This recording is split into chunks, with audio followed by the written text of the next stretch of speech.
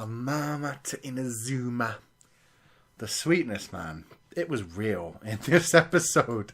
Like, I can't put it any other way. The little conflict that they had was so insignificant. I mean, to me, as a grown-up, like, it's obvious straight away. They're not going to lose their friendships over that.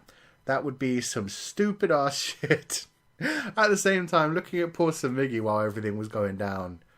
I mean, her friend just basically wanted them to wear the same costume. She wanted them to be the same. She wanted her best friend with her on that stage. But Tsumigi had her own ideas. She was her own unique individual. And I'm so used to that kind of conflict within children. Where children suddenly realize, wait, I don't get to be in charge of everything, and they lash out. And in this case, it was Tsumigi that was being lashed out at. Like, straight up, like, what?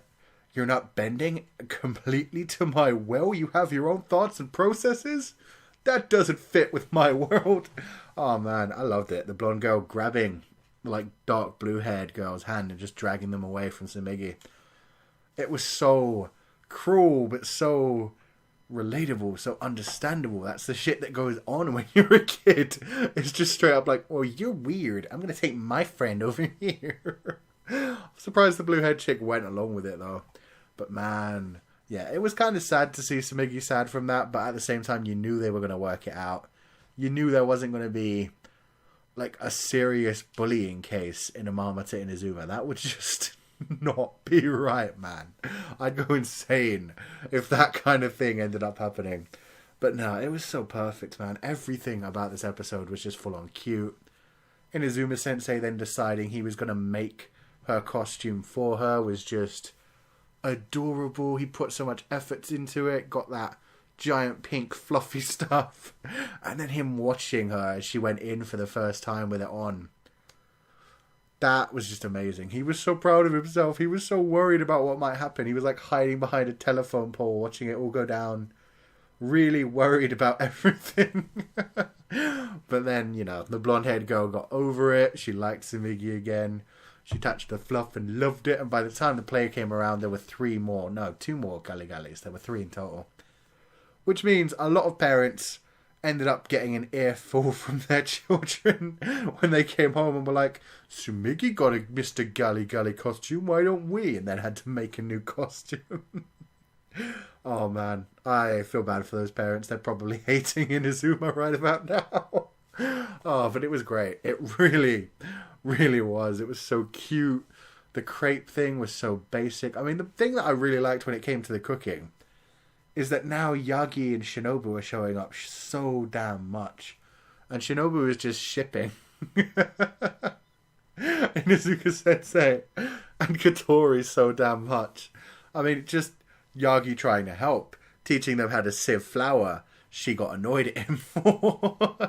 And it was nice hearing about their connection outside of the cooking activities as well. The fact that Yagi does go to that family to get his vegetables and produce, the fact that they have that little connection outside of it, the fact that they've probably been talking about these two outside of it.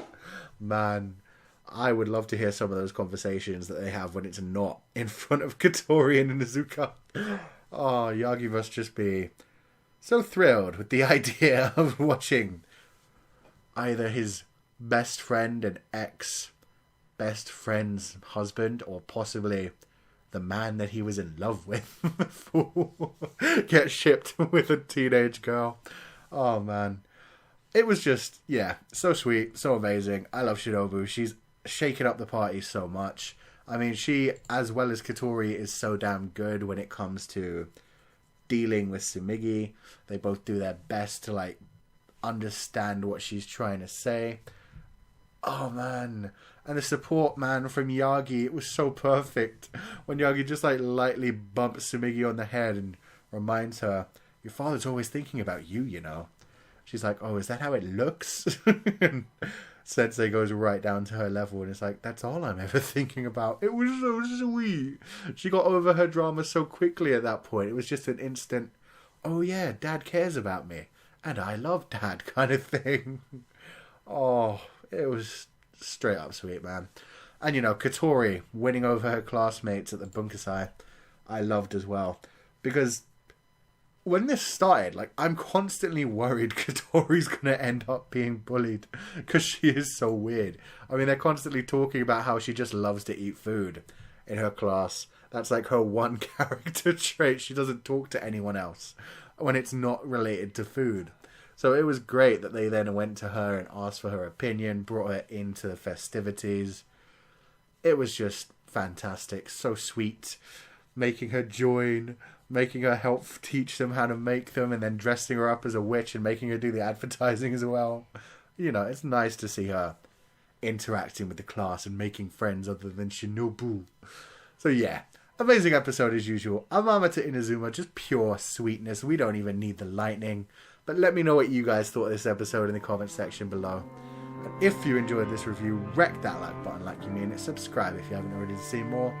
And I will see you guys next time.